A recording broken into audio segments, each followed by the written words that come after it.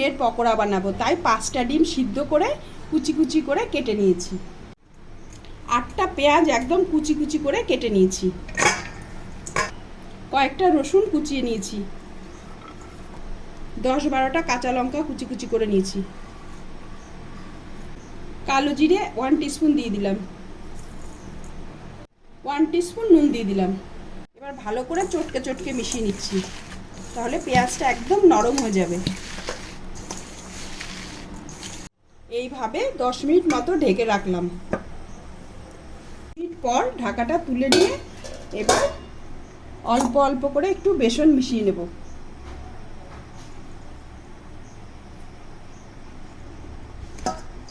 অল্প অল্প করে মিশিয়ে চটকে চটকে নেব।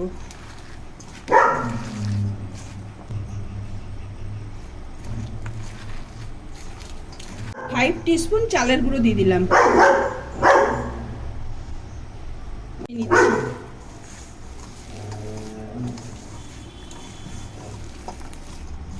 অল্প একটু হলুদও দিয়ে দিলাম।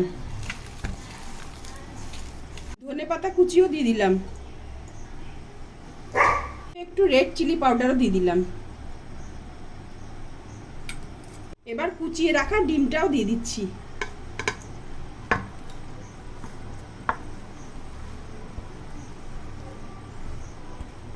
ডিমের সাথে মিশিয়ে নিচ্ছি।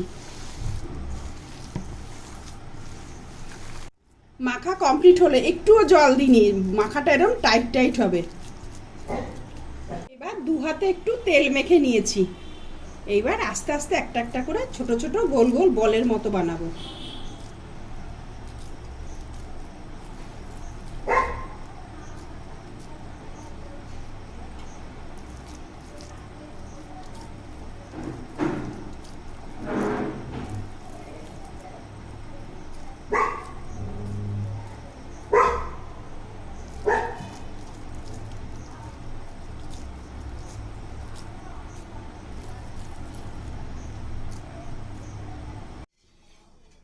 তেল গরম হয়ে গেছে, এবার এক এক করে পকোড়াগুলোকে ছেড়ে দিচ্ছি।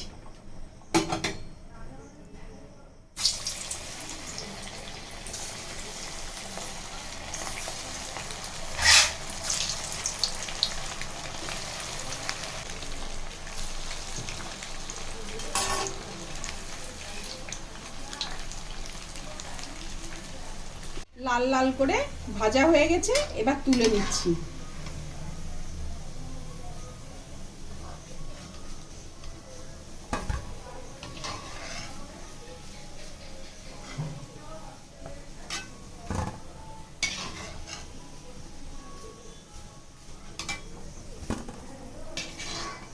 তৈরি হয়ে গেল গরম গরম ডিমের পকোড়া।